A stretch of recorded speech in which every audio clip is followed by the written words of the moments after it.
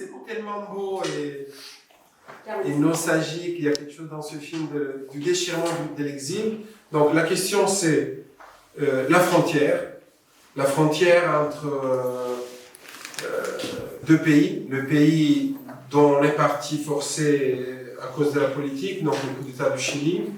Les pays qui nous accueillent, le Canada, la frontière dans le couple, la rupture, la langue aussi, et la frontière aussi entre la fiction et les documentaires.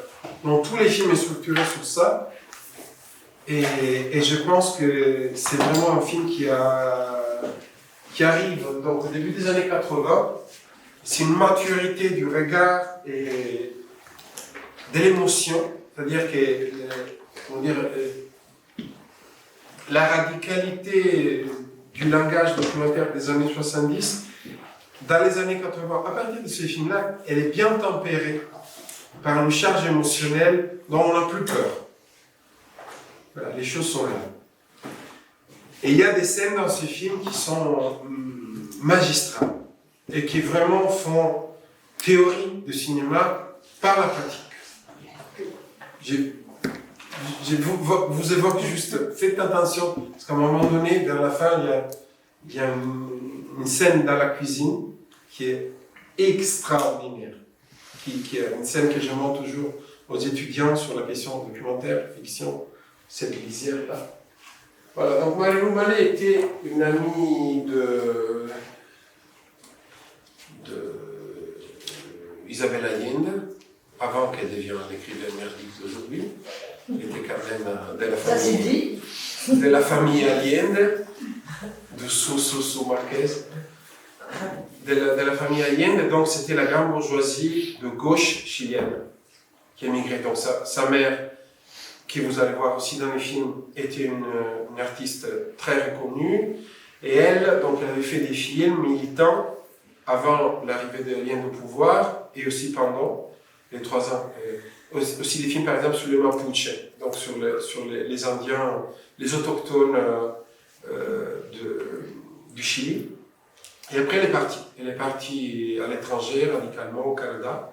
Quel rapport avec Allende déjà? Avec Allende. C'était sa copine d'enfance, Isabelle Allende.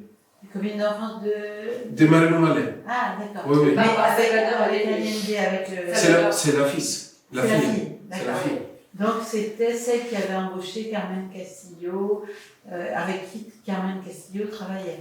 Oui, mais c'était un groupe justement de...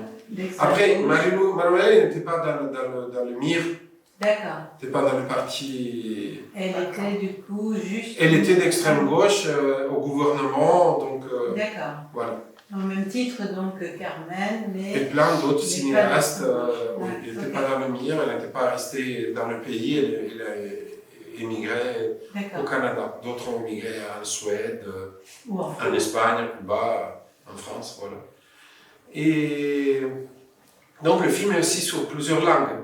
Étant donné que le Canada c'est aussi un pays bilingue, il y a du français, de l'anglais, de l'espagnol, et en même temps, elle est mariée à cette époque-là avec un réalisateur qui a fait de très beaux films, aujourd'hui un peu oublié, était australien son nom, Michael Rabon. Figure assez intéressante.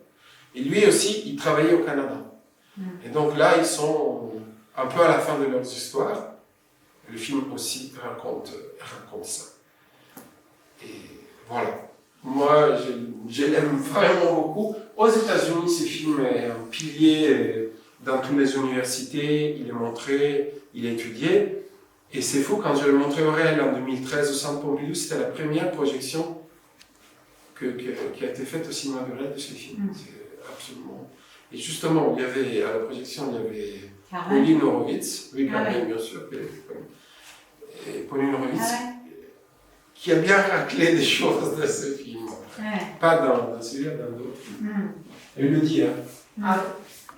Oui, mais comme tous les fauchetons, elle a fait une interview radio en disant qu'elle a découvert ce film par hasard. Moi, je le dis toujours où j'ai vu les films. Moi, j'en ai lu sur un livre de Bill Nichols, sur le documentaire, où il dit la modulation, fiction, documentaire, comme ça, il cite ce film-là. Alors, j'étais curieux, si j'allais le trouver, je le trouvais.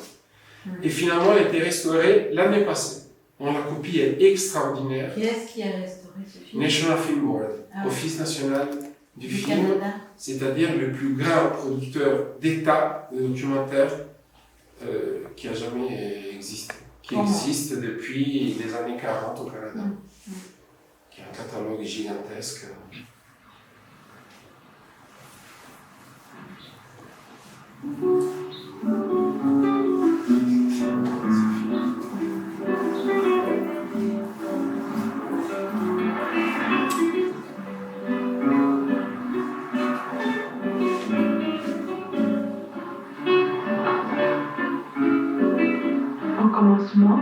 J'aurais voulu que quelqu'un m'explique cet endroit bien organisé, bien ordonné, bien propre.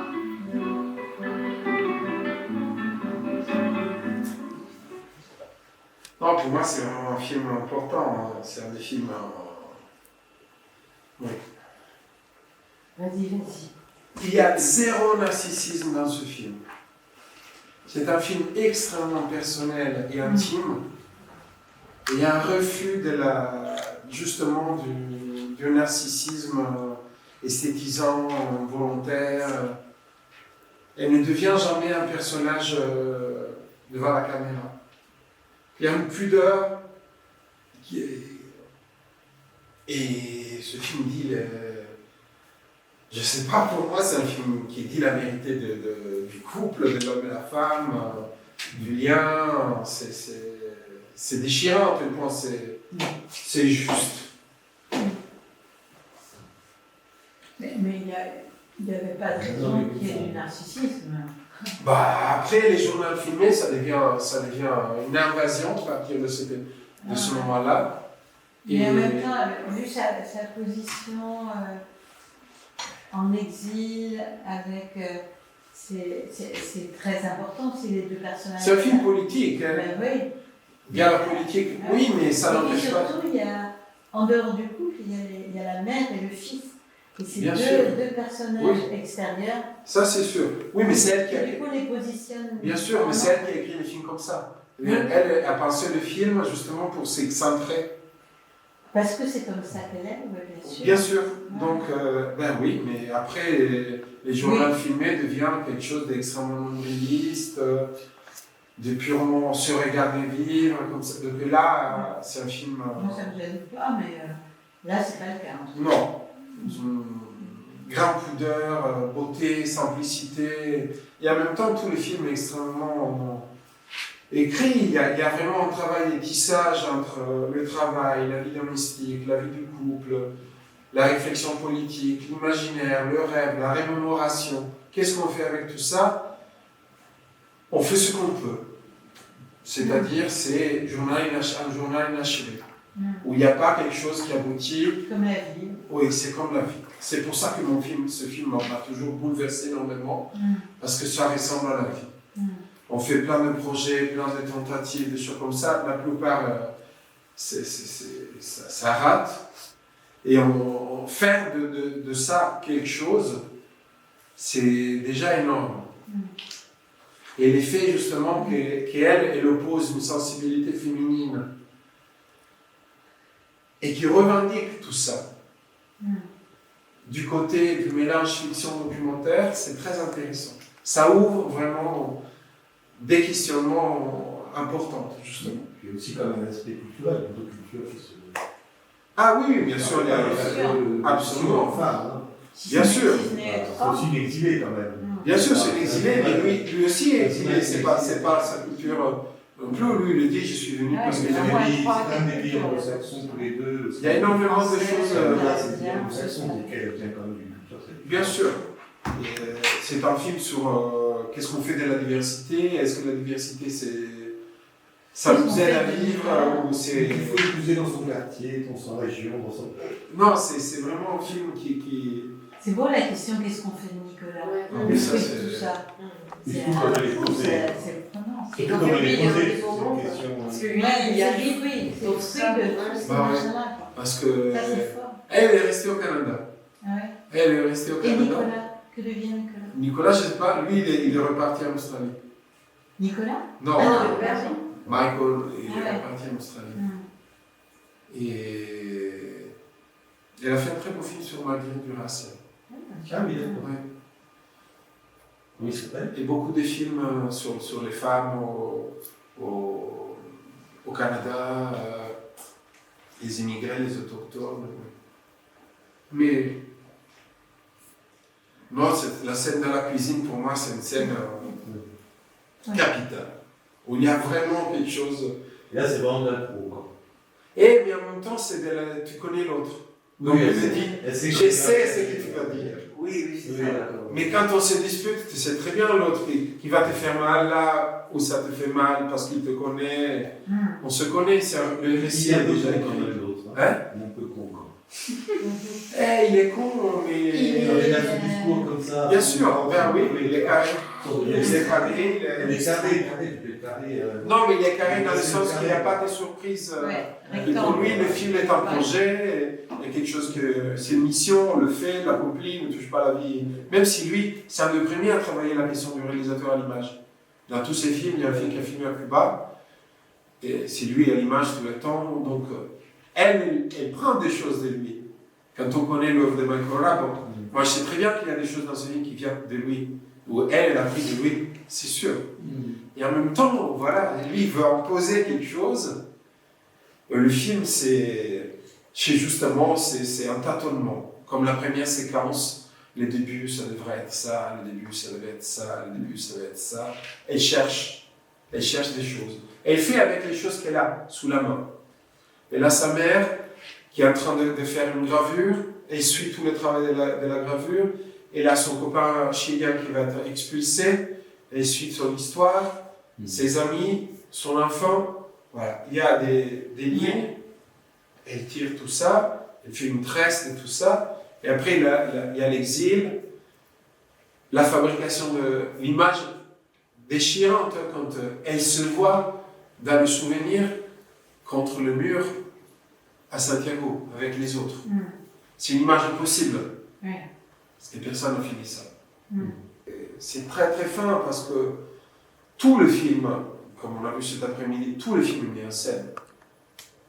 Toutes les scènes sont écrites, sont préparées, il y a quelque chose de... Et en même temps, il y a justement une légèreté.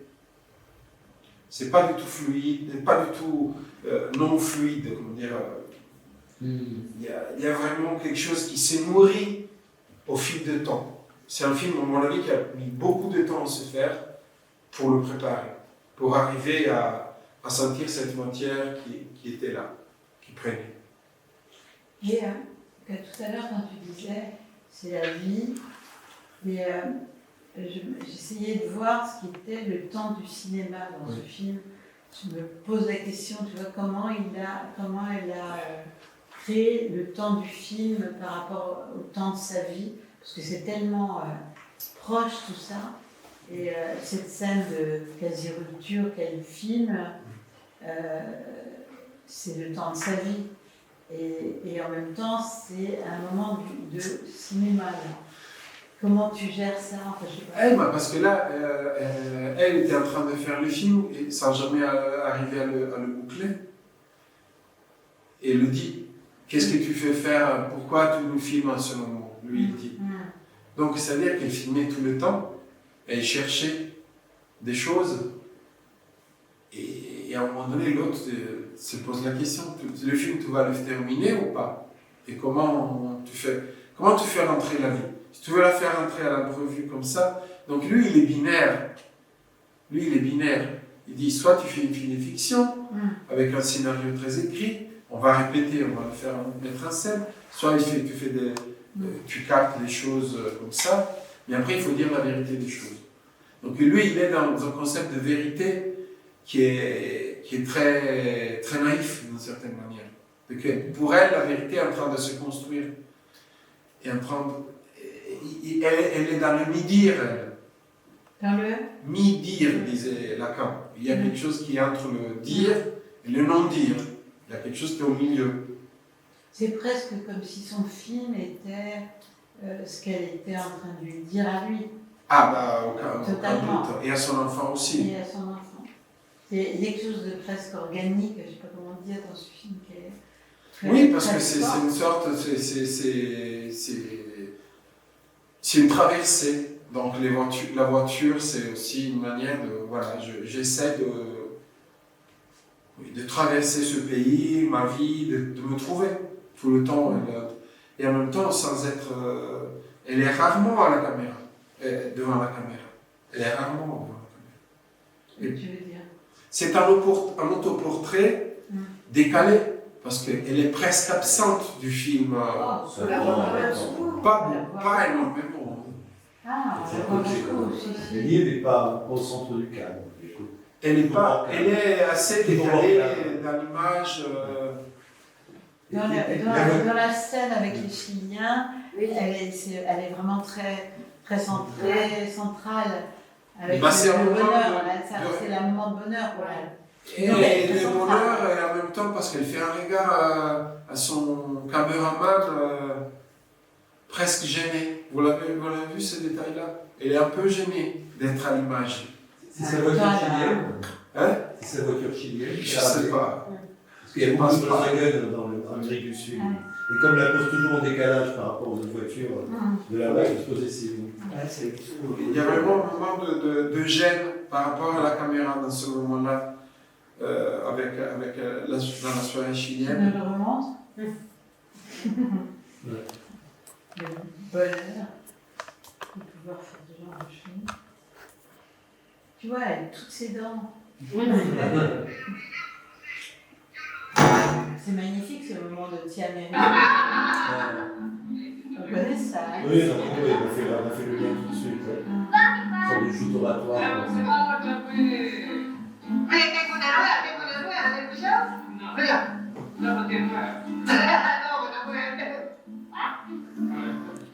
Milico, alma de carcelero, echa a volar la paloma, no por dejarla libre, sino por matarla al vuelo.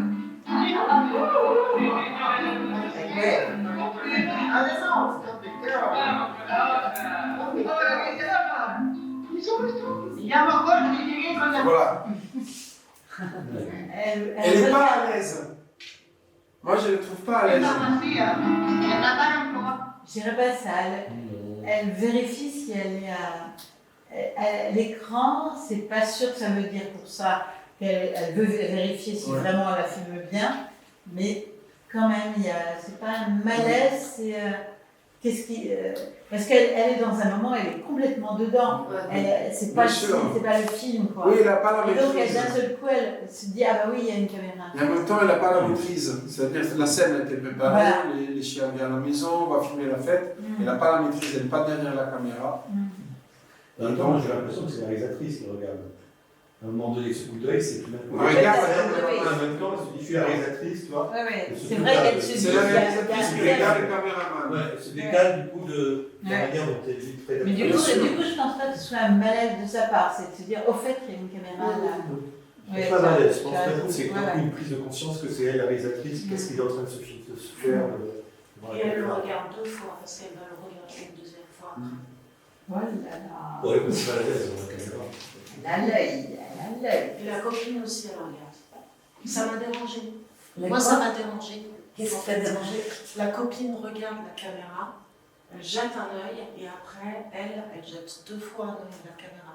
Et ça m'a dérangé, moi, dans cette scène, ce regard caméra. Pourquoi ça t'a dérangé? Parce que j'avais envie qu'elle soit invisible, parce qu'on est vraiment dans une scène mais justement, familiale. oui, mais elle refuse la transparence, c'est-à-dire le film est en train de se faire. Mais moi, j'avais pas envie de ça. Oui, mais elle est dans la. C'est elle qui fait le film. Ouais. Elle est dans la rupture. Tu peux lui dire, écris-lui. Le joueur donc, de Barbarie. Ouais, c'est étrange. C'est curieux. Oui, qui revient en noir et blanc. Des fois en noir et blanc, des fois en blanc. Le meurt et quand elle est contre le mur, Il est là. il est là. C'est une sorte de passeur de mémoire, Ouais, avec le chili. de ronron qui te fait remonter le souvenir. Ouais. Non, le film est très. Après, il est tellement doux qu'on se laisse bercer par la musique. Mais après, si vous le revenez dessus, il y a vraiment plein de choses qui sont là. Comment le film a été structuré, a été pensé. Oui. Oui, c'est assez déchirant parce que c'est aussi la scène de l'apothéose du film où le film révèle sa poétique même, comment le film a été pensé, comment le film a été construit. C'est la fin. C'est-à-dire, c'est le déchirement de la famille, du couple, de la relation. C'est un peu ça la question. J'arrive finalement à exprimer, et par les mots, et par la manière de filmer, de faire ce que je veux faire, et ça correspond à l'achèvement de ça. C'est un film un peu performatif. Je ne sais pas si c'est un film performatif. Dans quel sens vous dites ça? Dans le fait qu'elle filme son divorce en train de se faire. Le film, c'est le divorce. En réalité, le divorce, c'est hors champ, c'est à la fin quand on voit le plan sur la fenêtre. Bien sûr. Mais on soupçonne. Elle essaie toujours de suturer, de rattraper l'affaire. Et oui. Mais c'est terrible hein, quand tu lui dis, depuis le début, elle lui dit, tu étais exotique, chilienne, réfugiée. Ça, maintenant tu es devenue femme de ménage. c'est pratiquement au début, ça. C'est atroce. Ah oui, c'est au début. Alors en fait, c'est ponctué de rupture, C'est de renoncement. Elle dit qu'elle veut s'attacher avec l'enfant. Ouais. Ça fait rêver, et là, plus du tout. Ouais, ils sont formidables. Ah oui, c'est violent. Elle renonce en fait à. Elle dit qu'elle veut s'attacher à un pays. Et qu'elle, Oui, voilà. tout le temps c'est la question de où je me trouve. On est dans Très beau, la Très, très rupture beau. Cette question-là est vachement belle. Oui. à tous les niveaux. Quoi. Et même avec une forme de cinéma classique, elle est pas, enfin, ils sont en opposition. Bien sûr. Le regard qu'ils portent sur le film est totalement opposé. Donc on est dans une rupture à tous les niveaux. Mais c'est vrai que c'est pas que le couple. Ouais. Elle ne donne pas une image magnifique de lui non plus. Non. Il n'est pas. Mais ça. Il n'est pas sexy. Bon, il a l'air pas mal quand même, il est là. Oui, de il est son là. enfant, il est. On le voit embrasser l'enfant, être. Oui, bah, c'est moins des choses. Pas plus ça. Je pense que oui, c'est remarié ça aussi voir. J'avais regardé, il y avait déjà 2-3 mariages avant elle. Ouais. J'avais regardé. C'est le début des années 80. Qui a changé pas mal de vie. Puis à ce moment aussi, avec plutôt la évolué fille, quand même. avec la fille Hélène, quand elle ressort les photos, ils étaient tellement jeunes, nos pères, quoi. Ouais. Sur la photo, nostalgie, C'est beau aussi. ce petit moment-là. Il y a quelque chose que j'aime aussi, c'est la. Donc, je me répète un peu, les deux personnages du fils et de la mère, qui sont les deux pôles posés. Eux, ils ne sont pas dans cette espèce de va-et-vient, on ne sait plus où on habite, on ne sait plus qui on est, et on est dans les célébrations. Là, il y a la mère avec sa cigarette en train de faire son truc tranquille. Elle continue à faire son. Et le petit qui. Voilà. Parce qu'elle le dit, elle dit un artiste peut poser son atelier n'importe où. Exactement. Ah oui, c'est ça. C'est vachement beau. Et elle, finalement, c'est ce qu'elle a fait après elle. Ah ouais. Là, elle ne le dit pas parce qu'elle est trop humble de dire j'ai trouvé mon lieu au Canada, mais c'est ce qu'elle a fait. Ouais. Et pour moi, ce film est vraiment la manière de se dire je suis devenu artiste. Je suis devenu. C'est-à-dire, c'est le moment de trouble, de tempête, où tu ne sais pas où tu vas dans ta vie. Voilà, c'est beau d'avoir filmé que ça, c'est pour ça que Journal inachevé, c'est bien. Oui, j'aime beaucoup les titres magnifiques. Après, tout est possible. Quoi. Et c'est beau de filmer la tempête sans piste de survie, de vie. Et le fait que Nicolas, c'est son pays, c'est devenu son pays. Voilà. Et au fond, c'est lui qui est du coup. C'est lui, oui, effectivement. La mère et lui, il est voilà. C'est la tension entre le passé et le futur. Et c'est terrible parce que lui, il a perdu tout les deux. Et puis, il a perdu, au moins à ce moment-là, il a perdu la culture de sa mère. Il ne parle pas espagnol, il ne connaît rien du Les Chili. parents. C'est comme si pour lui donner des nouvelles racines, on aurait dû lui enlever les siennes. Mais ça lui reviendra. Hein. Sans doute. Oui, parce qu'en même temps, il râle quand il doit quitter cette soirée chilienne. C'est l'enfer de partir. Oui, il a des antennes, cet enfant. Ouais. C'est fort, ouais. C'est bon. Dans la cuisine, le père dit qu'il n'a rien compris de la soirée. C'est terrible. Ouais, Il a chanté Dominique Pinochet. Comme si c'était une chansonnette pour enfants. Ouais, il est un peu abruti, lui. Et puis la langue aussi, en fait, ils se parlent tous des langues différentes, entre l'espagnol, Ça, c'est beau dans le film. Oui. Entre eux, elle parle en français, lui il parle en anglais. Ses amis lui parlent en espagnol, il parle que espagnol à elle. Le fils n'a pas l'air de Oui. parler espagnol. Ah non, mais c'est pas si parle français. C'est effectivement. Pour la communication. Parce qu'il y a plein de points de tension comme ça, entre le langage, le temps, c'est hyper. Mais c'est vrai, la Hyper grand-mère, elle intense, parle Elle parle assez. Elle parle pas. Elle parle pas. Elle parle en anglais. Avec lui, elle parle en anglais. Moi, j'aime ce personnage, vraiment. Nul avec sa cigarette. Elle est vraiment pas parfaite. Comment elle a appelé sa peinture? Les trois cerveaux? Les quatre. Oui, les quatre cerveaux.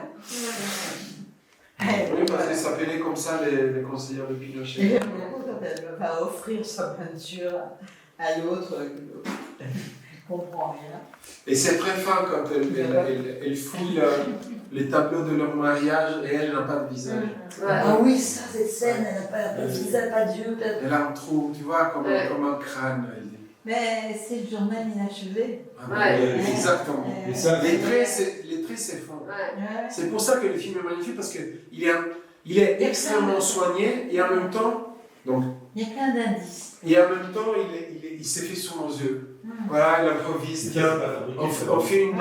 Il y a de la conscience dans ce film. Il n'est pas fabriqué le tableau, il est. Oui, mais je veux dire, il a pensé, c'est ça. Il est terrible, il a une commande d'elle à sa mère. Les tableaux. Ah oui, bien sûr. Mais c'est sa mère qui a sa vision de sa fille. C'est terrible, justement. Lui, il a un visage et pas elle. Peut-être voir un tout petit peu par rapport à ceux qui programment. Par exemple, est-ce qu'il y a des films qui vous ont tapé dans l'œil, vous dites ça serait intéressant de le programmer, ou simplement c'est intéressant pour expliquer comment fonctionne un film, mais c'est peut-être pas un film que je programmerais. Voilà. Donc on attend un petit peu ça là de vous. Voilà. Donc n'hésitez pas. J'ai bien aimé le Smart, ça, je trouve ça. Oui. Moi, je pense que ce film, par exemple, se prête à l'atelier avec les enfants. Le film de Lutz Montmartre. Rappelle le titre. Le Selbstschüsse. Oui, c'est ça. Ouais. Donc, avec leur portable, ça se prête avec un atelier avec les enfants. Le premier, il n'est pas libre de droit. Si, il est libre de droit. Oui, il est libre de droit, absolument. Il a tout mis sur Internet gratuitement en HD. Et je pense que je vais l'utiliser très rapidement. Oui, moi je pense, oui. Oui, d'ailleurs, ça me fait penser cette année, on n'a pas fait d'atelier pour enfants, enfin d'atelier de séance pour enfants. C'est une erreur, enfin, c'est pas qu'il y a beaucoup de public, mais quand même, c'est bien de faire ce travail de programmation par rapport à une programmation comme celle qu'on avait là cette année, en pensant aux enfants. C'est plutôt intéressant. Et là, c'était un exercice. Une séance pédophile. On ne rigole pas. On risque d'être accusé de faire ça, c'est ça le problème. Le film de Schnitzler. Oui. Très intéressant, mais ça, c'est pas montrable. Non, bien sûr. Mais ça, c'était pour vous, pour voir vraiment, pour désigner derrière le montage les pratiques différentes qui se cachent derrière. Mais ça, c'était vraiment intéressant. C'était vraiment un outil, c'est un film pédagogique. Ika, pour moi, je pense qu'il peut super bien marcher. Ah oui. Ika, tu sais, le film dans la carrière. Lui, il peut marcher partout. On l'a déjà montré, on peut le remontrer sans problème. On l'a montré. Oui. Non, parce que il était en compétition en 2010 à Corsica-Doc. Non, mais c'est anecdotique, mais dans les formations forestières, on les forme à la communication non verbale, la communication gestuelle. Et quand je regardais ça, je me dis, ça serait de leur montrer comment, avec les gestes, on arrive. Bon, ça, c'est une utilisation. Bien sûr. Mais c'est potentiel à montrer à Mix Agricole pour lui. Ah oui. Vraiment. Après, donc, il y a le film de Marie-Lou Mallet. Moi, je pense que c'est vraiment un film pour le festival. Alors justement par rapport à ce film-là, je me disais qu'on s'était beaucoup emporté sur la question du contenu, etc. Et moins sur la question de la fabrication. La forme du film est assez extraordinaire parce que, voilà, justement... Et puis, tu vois, l'idée, la caméra, le son, comment tu fais dans un film aussi intime? Oui, ça se prête vraiment à une sorte à une séance aussi d'introduction au cinéma documentaire. Comment on filme, comment on écrit un film, qu'est-ce qu'on pense, les structures, la partie de l'improvisation, la partie de l'écriture, et les personnages, les touches sur les personnages, qu'est-ce qu'on veut donner d'un personnage. C'est une galerie des micro-portraits de toute façon. Comme tu disais, l'enfant, le fils, le mari, elle. Voilà, et comment tu mets une caméra dans une famille? Oui, ça c'est... Parce que on comprend qu'il y a un projet de film avec lui. Lui, il affiche. Là, tu es en train de faire un film sur nous, mais tu ne dis pas la vérité. Tu ne dis pas la vérité de nous. Il fallait dire qu'on est en train de se disputer, il fallait dire que voilà. Le degré obscène, c'est ce qui est hors de la scène, étymologiquement. Qui ne peut pas être au centre de la scène. C'est l'obscénité, elle ne veut pas l'obscénité. Et lui, il voudrait que ça devienne un truc croustillant pour régler les comptes aussi, parce que lui, c'est assez terrible. Et dans les cinémas documentaires, il y a aussi ça. C'est-à-dire, comme on citait le film de Mélanie et Sandre, voilà. Quand le personnage, lui, voudrait la manipuler dans le film, rentrer pour montrer leur conflit, et elle ne veut pas. Mais cette scène-là, après, se retourne contre lui. C'est ça qui est extraordinaire. Parce que c'est lui qui montre qu'il... Alors, le moment où elle pleure... Il la prend dans les bras, mais ça c'est... Oui, alors, je me dis, là, quand même, c'est elle qui filme, c'est elle, voilà. Et elle se met en scène, à un moment donné, je me dis, quand c'est toi qui réalises, est-ce que elle décide de pleurer d'une certaine manière, même si... Moi, je pense que ça s'échappe et que c'est pas, elle est dans ça la dépasse. Ça la dépasse et du coup, elle garde ces images-là parce que quand elle revoit, à mon avis, les rushs, ça parle des... Et en plus, c'est génial parce que c'est les documentaires qui prennent le relais sur l'écriture. La vie est plus forte de l'écriture à ce moment-là. C'est ça, parce qu'il y a une sincérité. Admettons. Annick, il y a une sincérité dans son émotion. Oui, non, mais je ne mets pas en doute la sincérité, mais l'utilisation qu'elle peut en faire finalement. Parce qu'au bout du compte, c'est elle qui a le final cut. Elle peut enlever cette scène ou pas. Elle la laisse et aussi dans la scène même, je veux dire, alors, admettons que les sanglots arrivent, mais tu sais que tu as une caméra en face de toi, puisque c'est toi qui l'as mise, la caméra. Tu sais que tu es en train de filmer parce que c'est toi qui as décidé de filmer cette scène. Voilà, jusqu'à quel point l'inconscient ou le conscient fonctionne à ce moment-là. Voilà. C'est juste, je m'interroge parce que évidemment, c'est sûrement sincère et s'il n'y avait pas eu la caméra, c'est comme ça que ça serait passé. Mais il y a la caméra et ça se passe comme ça. Donc voilà, je me dis, c'est pas non plus mais moi, totalement innocent. C'est exactement la question que je me suis posée. Je me suis dit que, en fait, comme elle tourne depuis un moment, elle peut-être elle a oublié cette caméra aussi. À ce moment-là, dans une conversation où lui la provoque. Non, je crois pas parce qu'ils sont vraiment. Moi, je pense que c'est lui qui voudrait. Moi, je pense que c'est lui qui voudrait profiter de cette scène-là pour régler les comptes. Lui, en tant que réalisateur, même plus en tant que son mari. En tant que réalisateur, lui donner une leçon de cinéma. Et l'a poussé jusqu'à. Elle l'a poussé jusqu'à la contradiction. Et là, la contradiction. Qu'est-ce qui l'a fait pleurer déjà? Quand on lui dit, il lui dit, voilà, il faut que tu dis, pourquoi tu ne racontes pas qu'on est en train de divorcer, de rompre. Il dit, je ne veux pas être à la caméra, et il craque. Je n'aime pas être à la caméra, elle craque à ce moment-là. C'est elle, elle ne veut pas être vue. Ouais. Voilà, elle veut pas se mettre. Je vais chercher l'extrait, c'est bien. Le moment. Mais moi, je pense que c'est vraiment lui, en tant que réalisateur, il voudrait lui. Voilà. Moi, je fais les films que je veux faire. Ok, parce que c'est comme ça, parce que finalement tu es mon mari, parce que tu es cinéaste, parce que toujours on a échangé. Moi, je pense que lui, il est archi faucheton. Regarde le sourire de bâtard qu'il a dans il a un truc, il dit, putain, je vais te... Et lui, il sait qu'il y a la caméra. Lui, il est en face de la caméra. Elle est derrière. Attends, pas après. Donc, il y a la caméra en sécurité. Il y a quelqu'un à la caméra. Tu dois lui dire, regarde, tu fais les choses toutes mal, parce que toujours tu me dis ça, tu dis que je fais tout mal.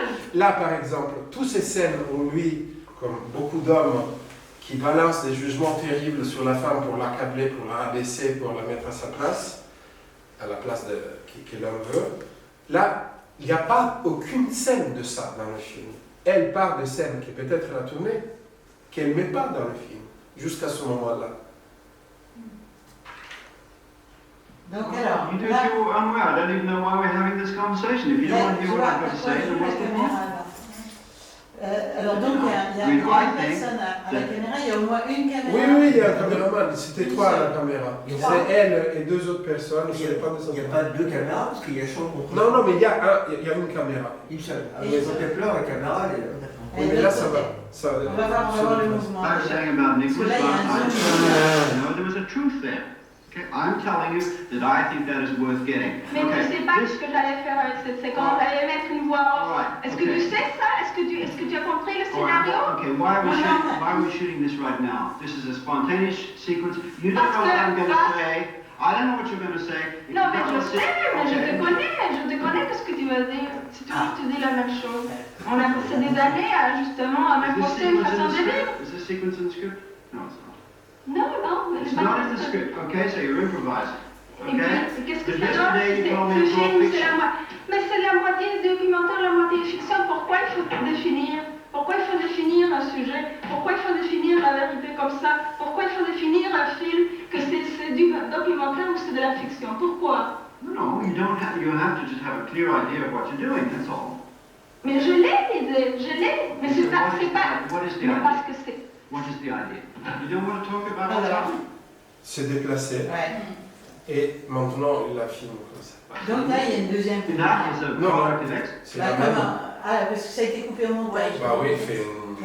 ça prend même pas une seconde. Donc, change d'objectif, ou en tout cas de focale. Live together. Elle est tranquille. You come here, you come from Chile, you're friendless, you're... Donc recule avec un zoom en arrière. Okay, we meet, we get married.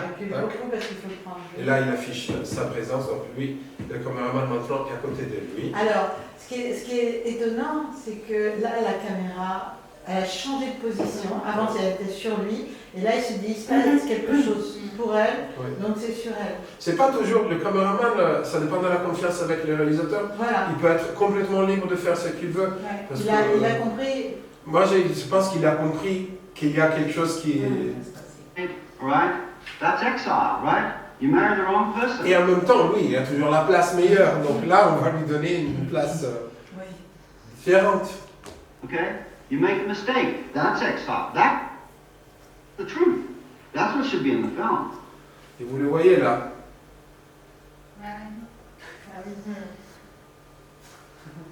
Il est là. Hein. C'est un homme. Alors c'est une fille avec des gros bras. Et il s'est enlevé parce qu'il s'est vu dans le miroir. Why? Because it's too true. Yes. Exactly. It's too true. You see? Voilà. So. Because I can't do that. What can I do to me in a film? When I film like that, showing myself. Then why make the film about yourself then? Because I want to do it my way. I want to show this in the way I want it.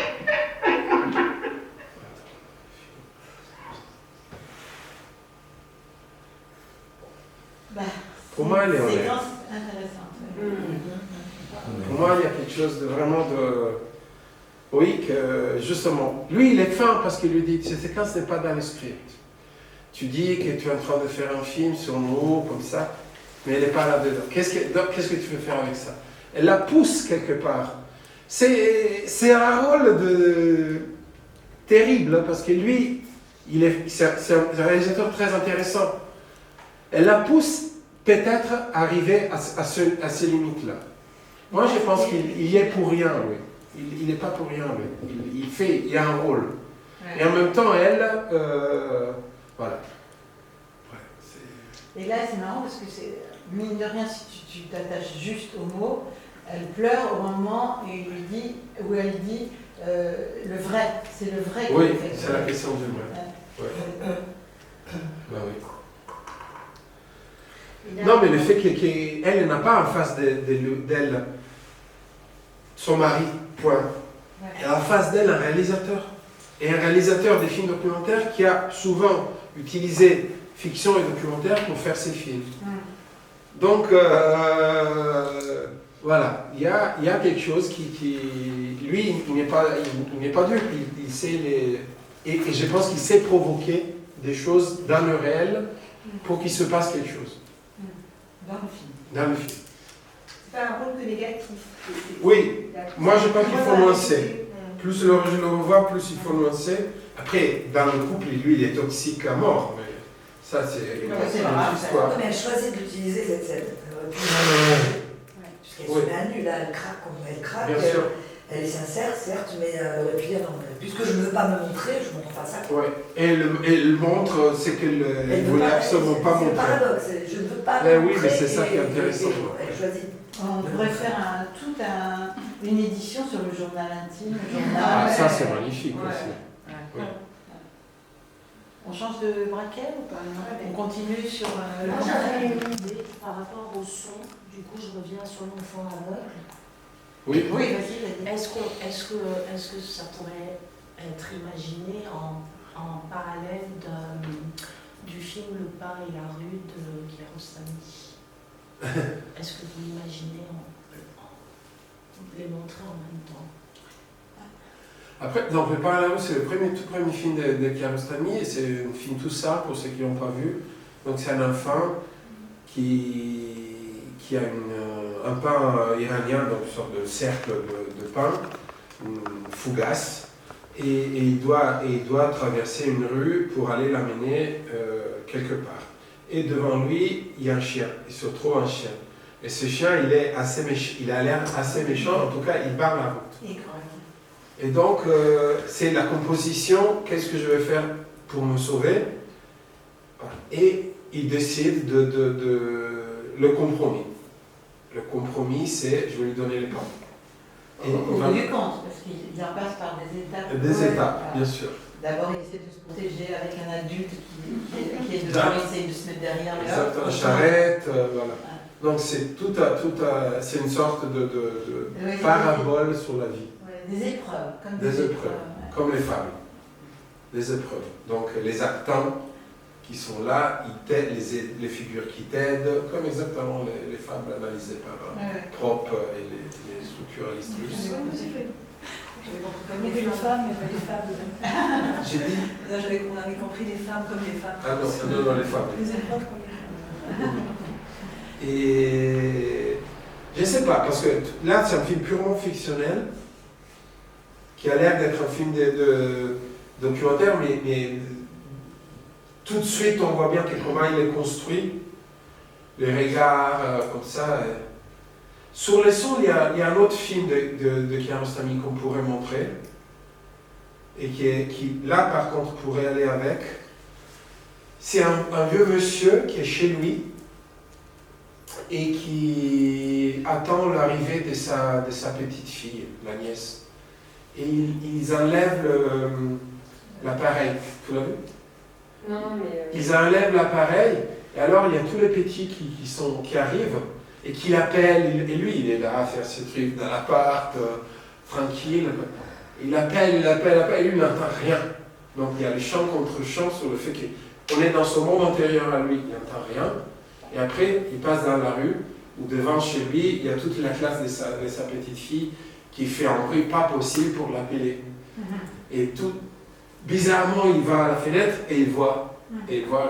Là, sur la mienne sonore, chant contre chant, par exemple, comment plonger l'autre dans un... C'est sûr que ça pourrait être bien articulé. On le trouve facilement. Il date de quand, celui-là? C'est les années 80. Années 80, oui, bien sûr.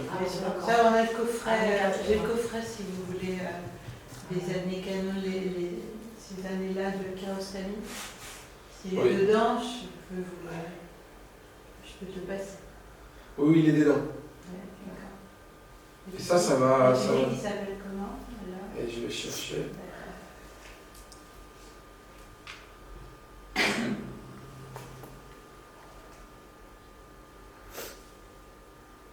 Le cœur. Oui. Ouais, c'est ça. Ça m'a fait penser aussi au film sur Ferdinand Bellini. Lequel? Sur les autistes. Lequel? Il y a ce gamin-là? C'est ça. C'est sur... j'ai oublié le nom. On l'avait montré sur cette expérience des jeunes autistes qui étaient... Ce gamin-là, ouais, c'est ça. Noir et blanc. Oui, c'est ça, ouais. Il y a aussi le film de Swansea Boy avec le vieux monsieur aveugle dans son studio et son chat. C'est très fort. Voilà, le point d'écoute, la notion de point d'écoute. C'est un film très intéressant de Kiarostami. Et l'handicap, bien sûr, parce que c'est aussi un film... D'abord sur le son et sur... Le son, mais l'handicap... ouais. Il y a plein de films sur les sourds. J'avais fait tout un travail sur les films sur les sourds. Ouais. Ok, après... Dites-moi. Il y a les films de Sarah Gomez, mais qui ça c'est difficilement montrable. Pourquoi? Parce que les droits sont à l'ICA et Cuba et c'est galère. Donc là je vous ai montré la copie que j'ai récupérée de l'USAS. Mais on a eu cette copie après 6 mois. Et... Ce sont un peu sauvages? Non, on a payé, mais c'est... Ah, celle-là, là, oui, c'est compliqué après pour... ouais, c'est assez compliqué. Sinon, comme le portrait, il y a les films d'Isla Szabo sur la fiancée, le portrait, le film d'amour. Moi, j'aime beaucoup ce film. Là aussi, par exemple, sur les jeux d'image, sur les traitements formels du rêve, vraiment toutes les répétitions, les ralentissements, l'accélération. C'est une panoplie de trucs, des trucages, d'inventions assez fou. Mais ce que je trouve hyper beau justement dans le film de Sarah Gomez, c'est que c'est extrêmement subtil, c'est-à-dire qu'elle découpe en plusieurs actes et elle met en scène chaque acte, entre guillemets, mais de manière si subtile en fait, comparée aux autres qui ont des formes très comme ça, posées, très lourdes, quoi, parce que monolithique, par exemple, la tisseuse là, c'est très lourd, quoi. Alors que Sarah Gomez, je trouve qu'il y a une légèreté, une subtilité incroyable, quoi.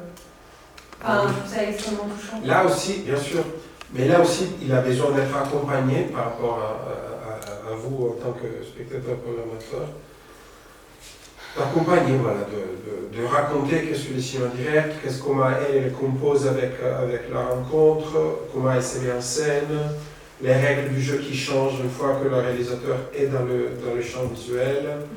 Voilà, il y a un contrat différent, tout à fait. Le pouvoir, il est partagé, l'intervention aussi. Voilà. Tout ça est très intéressant par rapport à expliquer qu'il s'agit d'une caméra, le rôle de la caméra dans la rencontre, si on se protège. Si la caméra devient un bouclier, moi j'utilise souvent avec les étudiants la métaphore de Méduse, qui pour être vaincu, il faut un miroir. Et c'est souvent les réalisateurs qui trichent avec l'autre, ils font exactement ça. Ils vont méduser le sujet filmé avec leur miroir, et eux ils se protègent. C'est pas à égalité. L'égalité de regard, c'est... Voilà, tu prends des risques. Donc et là, le miroir, tu l'as accablé l'autre. La télé, c'est le miroir.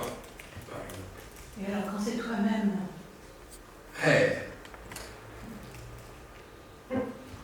Il y a une petite scène que je vais vous montrer de la réalisateur sur laquelle je suis en train de travailler, Guy Gilles, qui dit des choses magnifiques. Écoutez bien.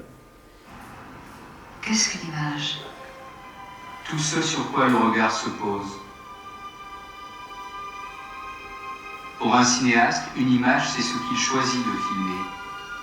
Je filme ce que je vois, je veux dire ce qui m'intéresse de voir. En quoi réside la beauté d'une image? Au-delà d'une nécessaire organisation des formes, des lignes, des couleurs, il faut surtout la chercher dans l'élan qui pousse le filmeur vers ce qu'il filme. L'image est le sens de cet élan et sa réponse. L'image est un miroir, un double portrait.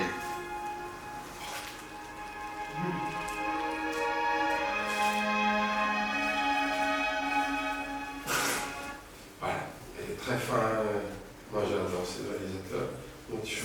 Ce que j'aime dans le cinéma, ce passé souvent antérieur, ce futur toujours passé, ce temps composé, le présent du film que l'on rêve plus que parfait.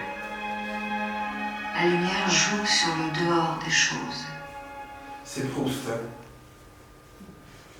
C'est Proust. Ouais, lui, c'est le cinéaste le plus proustien du cinéma français. Il est au Mexique? Oui. Le truc de la vie, c'est un film sublime. Tu vois, j'ai jamais vu. Ah oui. Ils ont pas ça? Il y a une rétrospective là en ce moment, hein, je crois. Et la semaine prochaine, il y a un colloque auquel je participe et il y aura. Ouais. Ah, mais je serai là. Oui, ça vaut le coup. Et il se filme sans arrêt, je vais parler de ça, il se filme sans arrêt avec la caméra et devant un miroir. Sans arrêt, dans tous les films. C'est à quel endroit le colloque? Je vais vous montrer après. Le narcissisme, c'est tout autre chose. Le narcissisme, c'est être fasciné par sa propre image, ce qui n'est pas le cas du tout. Moi, j'étais fasciné par une image qui n'était pas moi. Oui. Voilà. Il n'arrête pas de se montrer... Ah ouais, il touche quelque chose de profond hein, sur oui. l'image qui... Ah oui, non, mais c'est... Et là, par exemple, moi, après j'arrête avec Guy Gilles, mais c'est très beau parce qu'à un moment donné, il fait un reportage à Cannes et il interviewe Godard.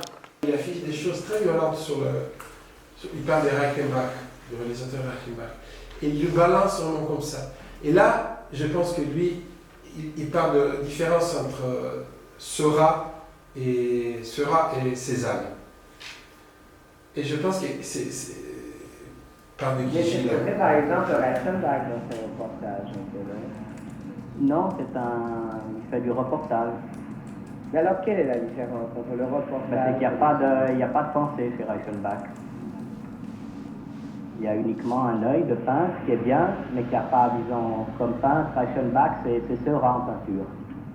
Alors entre Seurat et Cézanne, il y a une différence, c'est que Seurat peignait juste des impressions, mais Cézanne, au contraire, cherchait des lois ou dominait des paysages, je crois.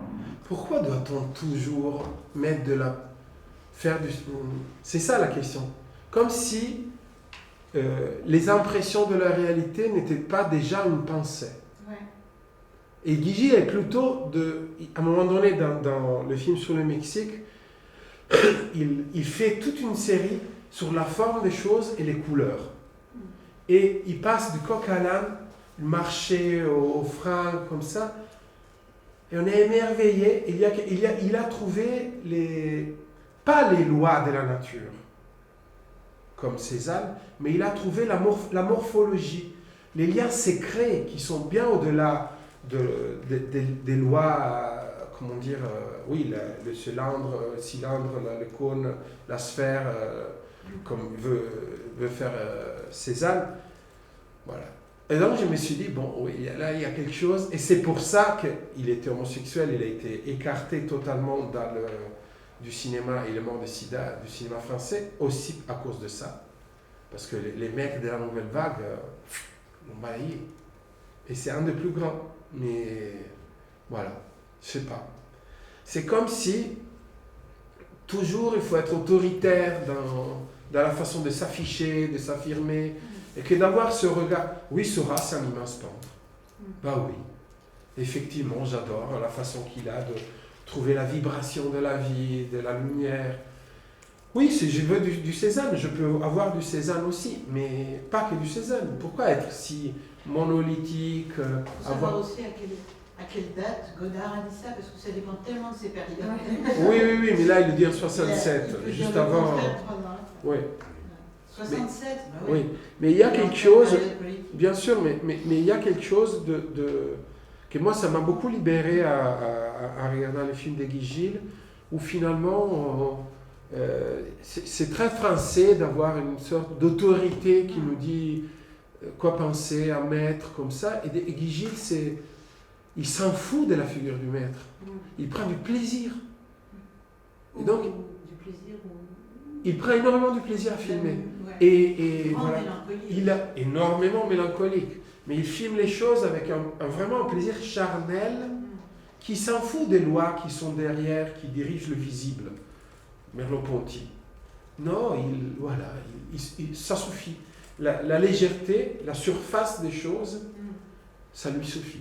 Et moi, je ne me suis pas senti coupable de l'aimer énormément, de me dire, oui, peut-être à ce moment de ma vie, je préfère ça. À quelle période il fait le film Absence répétée? En 72. 72.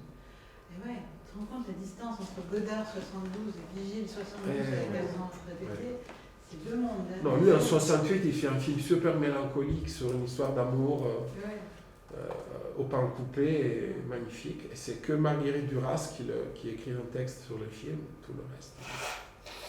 Ça, c'est autre chose. Donc, pour ceux qui s'intéressent au colloque de Guigil, alors, je croyais que la vie était un poème.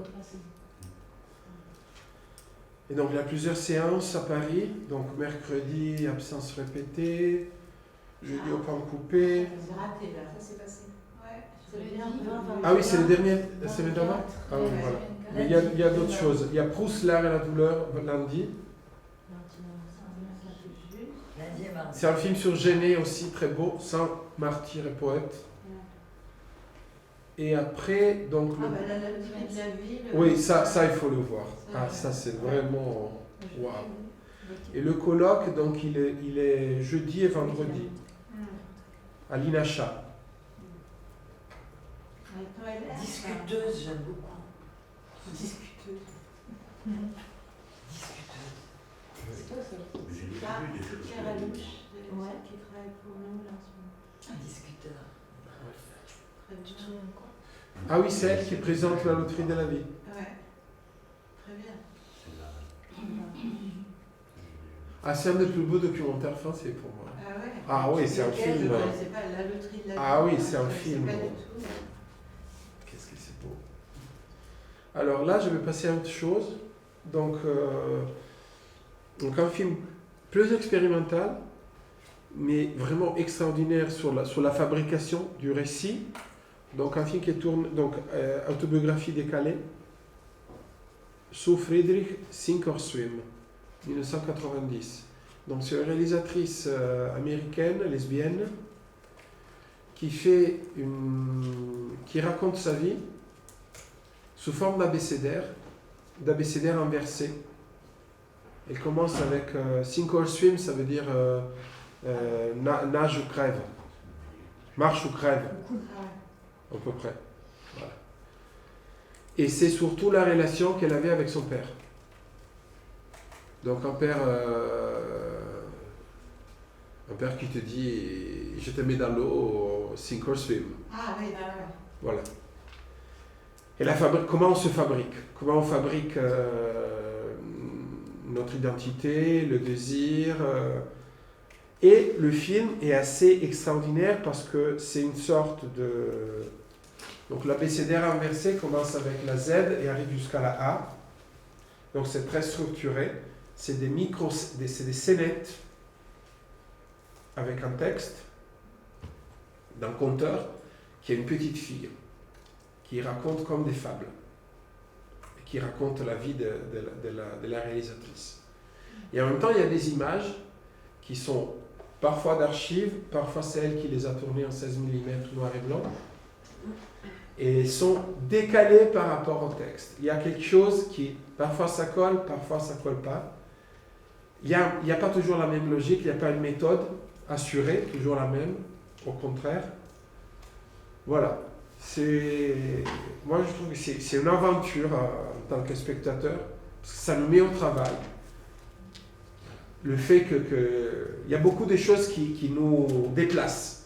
La voix de la petite fille, le fait qu'il soit inversé, l'effet qu'il est raconté d'un point de vue d'un enfant, carrément.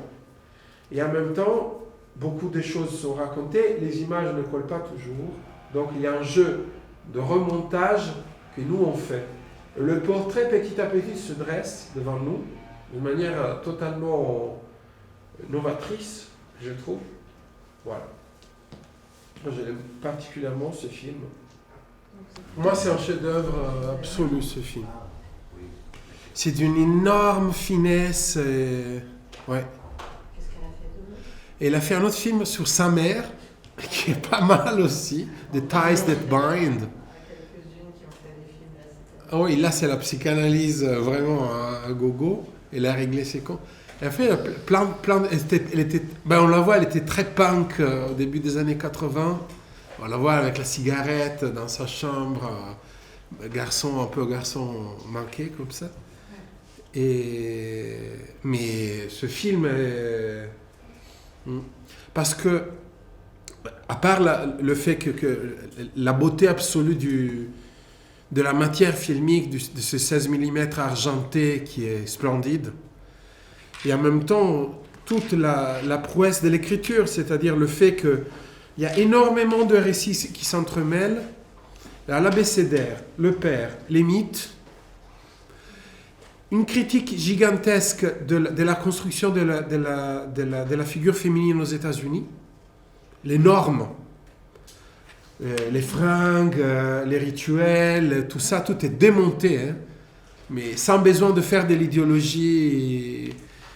On le voit, comment ils sont habillés, la communion, tous les rituels à la maison, la patinoire, tout est très codé. Le rôle du père, et en même temps, elle, on la voit très très peu, on la voit dans les images du passé.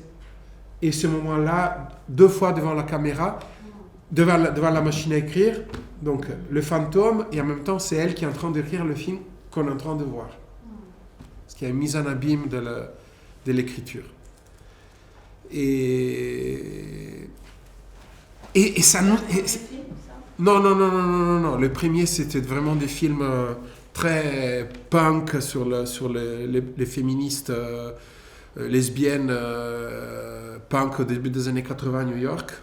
Très beau film aussi. 2, 3, comme ça. Après, elle a fait un film qui s'appelle The Ties That Bind, le lien qui soude sur sa mère, donc la figure de sa mère. Sa mère était allemande. Et son père l'a connue quand il y a eu, les Américains étaient en Allemagne dans l'après-guerre. Donc, vous avez bien compris, parce que tout est tellement dans le non-dit et en même temps tout est là, que le lead de Schubert, c'est qu'on entend quand on la voit dans le désert, c'est le lead qui sa mère écoute quand elle est romantique, elle est triste pour avoir perdu son mari. C'est le même lead, Gretchen am Spinnrad, qui est sublime, donc le lead de Schubert. Et il y a plein de... Et cette manière de traiter l'archive aussi, de le mêler aux images d'aujourd'hui. Et son père, il est comme ça, mais en même temps, quand on entend l'histoire de comment il a perdu sa sœur, le trauma, tous les films sont basés sur la figure de l'eau. L'eau qui porte la mort, qui menace. En même temps, l'eau, c'est la mer. Donc, une figure aquatique, c'est la naissance. Et en même temps, tout est dans l'eau. Dans les films, depuis le début, on commence avec les spermatozodes dans l'eau. Et les figures sont... Et moi, j'aime beaucoup c'est aussi un cheminement vers son identité. De dire, je vais être Atalante, Aphrodite, et la troisième... Athéna, tous ensemble. Je vais défier les figures identitaires monolithiques. Je vais être ça. Et elle refuse de m'être. Donc, elle refuse d'être la mère, terre. Elle refuse la maternité, elle. Ouais. Et voilà. Donc, c'est une manière de faire un portrait d'elle-même. Et en même temps... On est dans beaucoup de romans contemporains qui travaillent des structures narratives qui sont éclatées, qui sont très différentes du récit traditionnel. Voilà, ça pourrait être très Pérec, l'Oulipo, donc le fait qu'est la figure qui le fait d'ailleurs, comment dire, c'est une abécédaire. C'est une abécédaire. Et en même temps, c'est un film qui a l'air très intello, et finalement, ça ne l'est pas du tout. Ah oui. Parce que on n'a pas employé le mot expérimental. Est-ce que c'est vraiment un film expérimental? Pour moi, si, parce qu'on fait... C'est pas mauvais mot, le film expérimental. Non, mais je veux dire par là, on ne peut pas dire que sur le plan de la forme, ce soit quelque chose de c'est quand même un film qui ouais. Elle reconstitue une histoire avec des chapitres, ça me semble presque classique, moi je trouve, comme forme. Non? En même temps, la linéarité est totalement brisée, c'est-à-dire il n'y a pas de... Oui. Comment dire, elle fait des allers-retours, l'histoire de son père, elle-même, sa sœur, la mère. Oui, il y a un peu l'histoire du divorce qui arrive à faire le lien linéaire, mais après c'est à nous de reconstituer, personne est nommé, personne a un nom. Donc ça devient universel. Oui, non. Si, c'est très comme ça, mais la figure du père comme ça, c'est Zeus qui castrateur. Il y a quelque chose de... Il n'y a quasiment pas de tournage. Hein. Il y a un peu d'images. La moitié des images, c'est elle qui les a tournées. Mais je veux dire, par là, c'est des images presque familiales, même avec ses amis dans le désert, etc. Il n'y a pas d'images tournées pour ce film. Si. Les fillettes dans la cour de l'école avec les sacs. Après, oui. La communion quand ils sont habillés. Non, elle cible très bien. C'est elle qui a tourné ça. Ah, si. Sauf que, justement... Et les images de... Comment on les appelle, ces femmes-là les bodybuilders. C'est elle qui a filmé. Mais c'est très très beau les glissements entre les mecs et les femmes. Premier chapitre, les mecs, et après les femmes. Et là, il y a un désir. Parce que moi, par exemple, je l'ai montré il n'y a pas longtemps, et il y avait une jeune fille bien militante, lesbienne comme ça, qui m'a dit presque tout de suite, alors je ne sais pas s'il me le disait pour moi, j'ai reconnu qu'il y avait un désir de femme derrière ces images-là. comment il filmait ce corps-là, c'était pas du tout la même manière comment il filmait le corps des mecs. Je m'exprime pas. En tout cas, oui. Mais de toute façon, même l'identité, elle est en transition, on le trouve. Parce que l'histoire avec le jeune Mexicain qui la drague sur la plage, elle est flattée d'avoir le premier petit copain de sa vie. Mais le fait d'arriver à transposer tout ça, à métaphoriser tout ça, à le mettre dans un plan qui dépasse la simple autobiographie. Ça devient un mythe, ça devient un récit, ça devient une fable. Elle arrive à faire... C'est pas de la clinique. C'est pas un cas clinique psychanalytique où elle raconte le trauma. Elle arrive à faire récit de ça. Et donc, une fois que tu fais récit de ça, tu l'éloignes. Il y a quelque chose où... Elle se soigne avec ce film. Il y a quelque chose d'une libération. Voilà. Elle peut faire le roman de sa vie.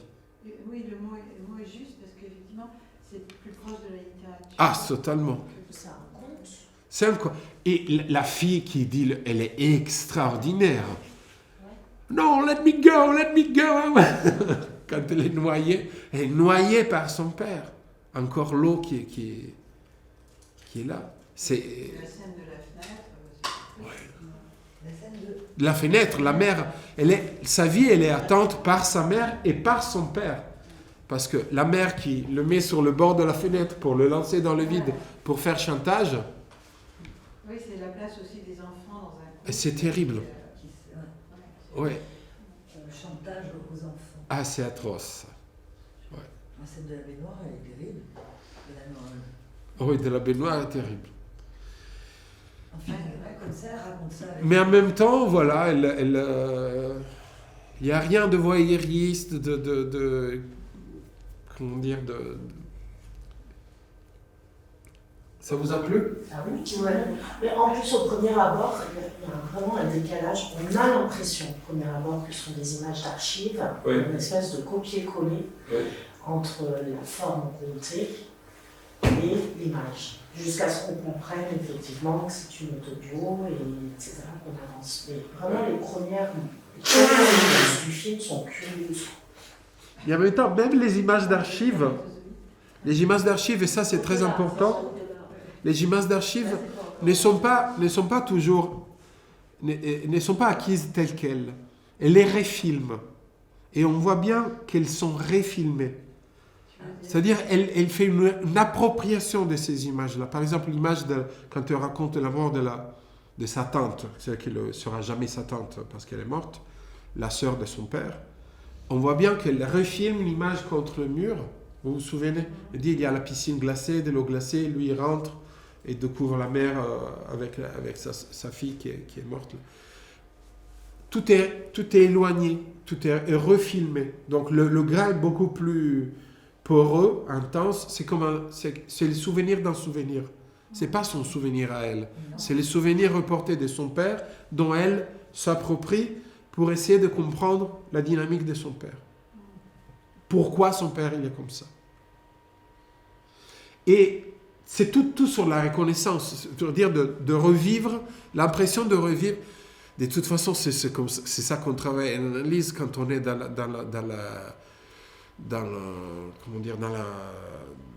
la réplique, quand on revit la vie de nos parents.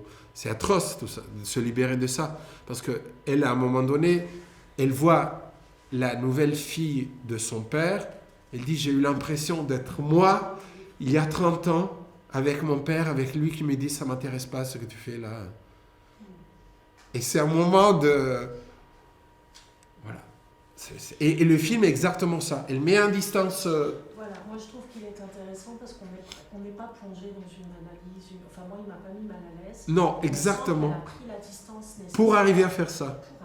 Si. Parce que sinon, elle le dirait. Bien sûr. Elle ne le verrait pas. Bien sûr. Donc il y a vraiment... il est très juste. Oui. Mais même par rapport au récit, c'est extraordinaire cette histoire terrible. Hein, et c'est vrai que quand on a des peurs enfantines, les serpents. C'est horrible. Tu lui dis, il y a des serpents dans l'eau. Bah, là, lui, il est traumatisé à vie, toi. C'est fini, quoi. Bien sûr. Oui, mais c'est ça le pouvoir de parents qui peut être atroce. Et elle, là, à la fin, qui dit, bon, moi, je m'en fous d'arriver de l'autre côté. Je reviens en arrière. Oui, mais c'est fini. Je vais nager comme je veux. Et là, elle a plus besoin de faire l'épreuve pour lui. Elle est faite pour les personnes qu'il aime, qu'il attend sur la plage. Lui, il est mort de toute façon. Ah oui. Il est mort quand... À la fin. Ah oui, bien sûr. Comment on a accès au film de Souf Friedrich? Je vais te donner après tous les... Oui, oui. Oh, non, mais parce qu'ils sont distribués. Hein. Oui, oui. Il y a un coffret? Oui, il y a un coffret aux États-Unis. Oui, mais après, comme certains de ces films ont été montrés aussi en France, donc c'est Yann Beauvais qui avait fait les sous-titres, fondateur de Lightcon. Et donc, et de toute façon, ils les ont montrés il y a quelques années à Montreuil. Je les connaissais avant. Corinne, elle avait montré à Montreuil. Elle a fait une petite sélection de films. Oui. Donc les films, les sous-titres existent. Ouais. Mais là, par exemple, c'est un autre film, à mon avis. Pourquoi? Ah oui. Il y a une difficulté, ce que dit Christine, c'est qu'au départ, ça demande beaucoup de concentration. Oui. Parce que le texte est bien sûr, bien sûr. On se concentre sur le texte, on essaie de comprendre bien sûr. Le lien avec les images. Bien sûr. Au début, c'est un peu compliqué. Non, je sais que quand on parle mieux l'anglais, c'est plus facile. Voilà. Oui. Ouais, c'est un film qu'on va revoir effectivement. Le début, là. Ouais. Elle a pris le nom de sa mère. Friedrich, c'est le nom de sa mère. Parce que c'est le nom de sa mère. Oui, c'est le nom de son père. Il était allemand aussi alors. Ou peut-être, de toute façon, il y a énormément d'Allemands aux États-Unis immigrés dans le 19e, donc oui. Mais c'est lui sur sa mère aussi, il est bien. Mais il n'est pas sous-titré, j'ai pas le sous-titre français pour celui-là.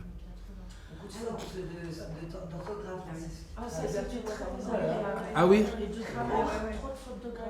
Et puis il y a des erreurs. Moi j'ai une question technique. De traduction aussi. Ok. Oui, de traduction, c'est pas grave. Moi j'ai une question technique et peut-être un peu bête. Alors le film il date de quelle année? 90. Une échographie. Les échographies, les premières échographies, elles datent des années 80. Ouais, non. Début 80. Oui, fin 77. Fin 70. Alors moi ma question, c'est comment elle a fait cette image? Est-ce qu'elle a filmé sur une... Comment on fait une image aussi claire d'une échographie? Je suis complètement... Mais c'était pas une échographie, c'est un microscope. C'est un microscope. On ne peut pas voir les spermatozoa à l'échographie. Non, on parle pas de la même chose. On parle pas de la même chose. Ah oui, ok. Elle filme un fœtus. Oui, il y a un fœtus. Oui. Mais là, elle a pris des images scientifiques. Elle a refilmé. Oui, qu'elle a. Voilà, c'est ça que je Oui, bien sûr, tout est refilmé. Si. Non, mais parce qu'elle me paraissait très... Bref. Alors là, on est d'accord. La fécondation. Voilà. C'est une radio refilmée. Par contre, elle a rajouté un spermatozoïde, là. Il y a un truc elle a un montage. Il y a un truc qui m'a interpellé. Sur la tête. Mais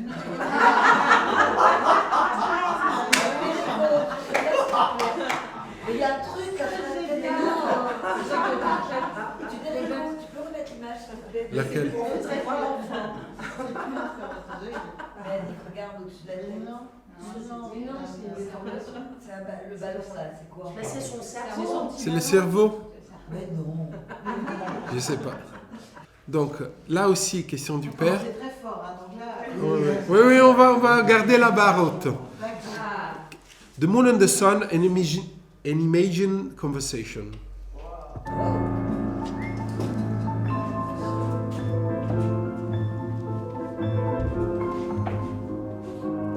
My father died in 1995.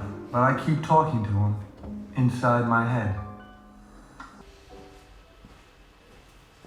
Alors, après, on en discute après, si vous voulez. Mais en tout cas, donc, le documentaire animé permet beaucoup de choses, entre autres montrer ce qui n'était pas filmé, montrer les souvenirs, le traumatisme, voilà. Arriver à donner image à tout ça. Les sentiments, voilà. Figurer ça.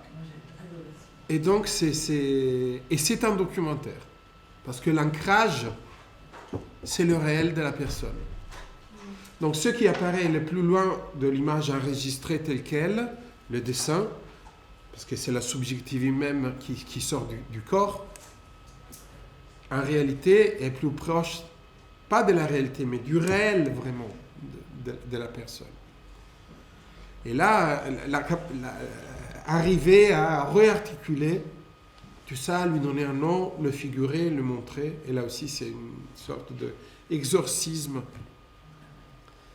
sur le père. Alors là, il est bien aidé par... il y a John Turturro et Ili Wallach. Vous voyez bien qu'Ili Wallach, c'est lui qui joue dans Sergio Leone, le méchant, immense acteur juif américain qui a une tête de Sicilien pas possible. Et qui fait la voix de son père extraordinaire. Voilà. Ça, mais moi, je trouve que dans la manière de travailler la matière aussi, parce que vous avez vu la polyvalence de style qu'il déploie. Il y a 1000 manières de faire animation. Il y a dessin, il y a crayon, il y a peinture, il y a inclusion de photos, d'images d'archives. C'est vraiment d'une immense richesse de matériel, vraiment. Les matériaux du film sont impressionnants. Il fait vraiment un film dans sa cuisine, avec tout ce qu'il a sous la main, pour arriver à dire cette histoire. Oui. Hein? Oui. La sauce. La sauce. C'est lui qui apprend à l'irlandaise quand même. Et Cannecker, c'est le nom de sa mère? Non, Cannizzaro, non, c'est lui qui a transformé le nom de... Ah, c'est littéralement la oui. traduction. Cannizzaro, c'est cane, donc chien. Ouais. Donc, Kane, ça veut rien dire, c'est pas dog maker. Non, c'est lui qui a changé son nom. Ouais. Et il a travaillé pour Disney, lui, il a fait toute une carrière à part, il a fait toute une série de films très indépendants, donc celui-là, c'est le plus intéressant. Mais il a travaillé sur plein de films de Disney. Alors, ce qui est bien, c'est aussi que c'est pas donné le personnage du père au départ. Ouais. C'est vraiment, tu fais un retour. Oui. Mais il n'y a pas non plus tellement de morale, si ce n'est comme l'autre, et à un moment donné, il faut s'échapper. Oui, voilà. Lui, il s'est construit, les deux se construisent grâce à l'art. C'est l'art qui lui permet de s'émanciper. C'est leur travail et l'art. Mais il y a beaucoup à dire sur le père et la mère. Dans les deux films. Oui. Mais on voit bien que dans le premier film où elle n'utilise pas la première personne, il y a plus de distance et du coup c'est un côté plus universel. Oui. Là, on se sent un peu plus spectateur de sa propre. Bien sûr. Oui. Et en même temps, le fait que c'est du dessin animé, il y a une mise en abîme, un travail de recul aussi. Il est lui et en même temps c'est l'image de lui. Et en même temps, je ne sais pas si c'est personnel, mais il est plus touchant au sens... ah oui, bien sûr. L'autre, magnifique, vraiment magnifique. L'autre, d'une certaine manière, moi je préfère le premier. Bien sûr. C'est vrai qu'on est plus touché. Oui. Il y a un moment où on est un peu submergé. L'histoire, c'est pas la même. La forme du dessin aussi. Oui. La forme du dessin, c'est très spontané en fait. Quand on construit le dessin. On pense à de l'aquarelle, avec du crayon, donc c'est quelque chose de très... La colère, comment la colère, elle est dessinée, Oui, c'est un film plein de colère. Donc souffrir, elle a mis à distance la colère vis-à-vis de son père, Donc là, c'est une colère post-mortem aussi. C'est-à-dire son père est mort et lui, il est encore en colère avec son père parce qu'il lui dit « Putain, c'est putain de cloche en Calabre et tu nous as emmerdés pendant toute la vie. » Il n'est pas au même point que Sauf Friedrich qui, elle, est retournée sur la berge. Exactement. Ouais. Et c'est le chagrin de voir... Et le fait que finalement, il n'a pas pu... Le film, elle aussi, elle n'a pas pu parler avec son père. Parce qu'elle dit « J'aurais bien aimé t'envoyer cette lettre. » Oui. Là aussi, c'est pareil. C'est inachevé pour les deux histoires. Quoi. Oui. Ah bah oui, ça c'est sûr. Voilà, c'est plus apaisé, quoi, en fait. Oui, lui, il est un peu... Ok. On fait une pause et après on fait une analyse. Vous allongez.